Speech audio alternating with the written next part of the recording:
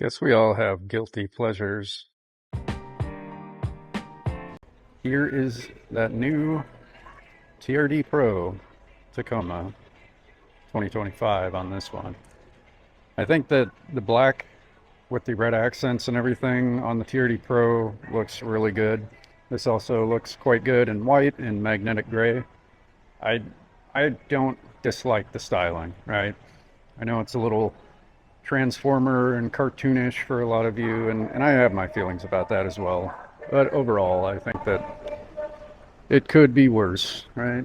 And you got your nice ARB recovery hooks, ARB bumper. I like a lot of the upgrades here. TRD in the tailgate, quite nice. iForce Max, of course.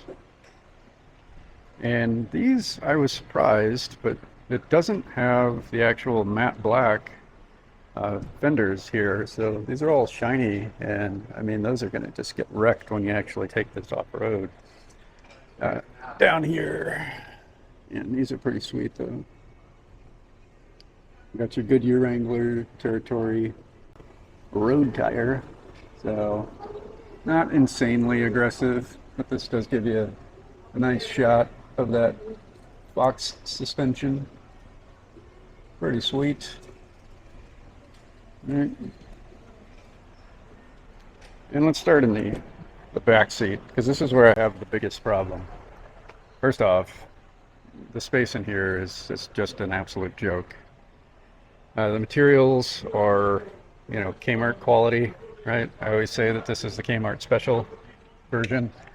You do get pretty nice grab handles here, but again, they're really, really cheap quality. They feel like they've come from Alibaba, something like that. Now here are those famous TRD Pro seats, right, that have all of that crazy adjustments for getting bounced around off-road and all of that. But look at what these are made of, right? So now picture your kid's legs, and you get into a fender bender, and this thing gets crunched. They are going to get mangled to just such a terrible degree. I mean, I'm just blown away that Toyota allowed that to happen. I could see those seats going away. Now here's your camo pattern, perforated. Now the actual seat material on these feels quite high quality in comparison to kind of the rest of the vehicle. You've got your tiny window, but that's okay. I don't mind a small rear window in a pickup because I kind of like it. You can have it open and it's not going to be overly disruptive, right? Now, we'll hop in the front here. So there is your door, right? Cool logos and stuff. Again, don't really hate the design, just do not like the materials at all. And you got your TRD Pro mats that do not cover very much, so you're definitely going to have to replace those. You can see it. Oh, it's kind of hard to see actually, but it cuts out right at the carpet line. I mean, you're going to get just crap everywhere. So here is what those front seats look like. And your center console, pretty standard, nothing really to write home about. You got some aftermarket things like luggage holder apparently. Okay, cup holders with some pattern designs on the inside, pretty neat. I like this center stack here. I think that they did a good job with the layout and everything, the buttons, that all looks good. You got your rear view for your trailering, right? And obviously your rear locker and your stabilizer bar that you can disconnect. And then obviously your modes and everything right here. Pretty good wireless charging pad. This does have heated and cooled seats. Massive 14-inch screen. It's too big. You got your TRD button here, your trailer brake controller down there, and then just your regular old steering wheel. Steering wheel isn't terrible, right? But again, it just feels like the material choice was quite low quality. Overall, basic sunroof here, and some controls there, but just your lights and all that jazz. Nothing too crazy. Heated steering wheel, forgot that. Did not fix this, I see. So that's gonna go rattling down the road. All right.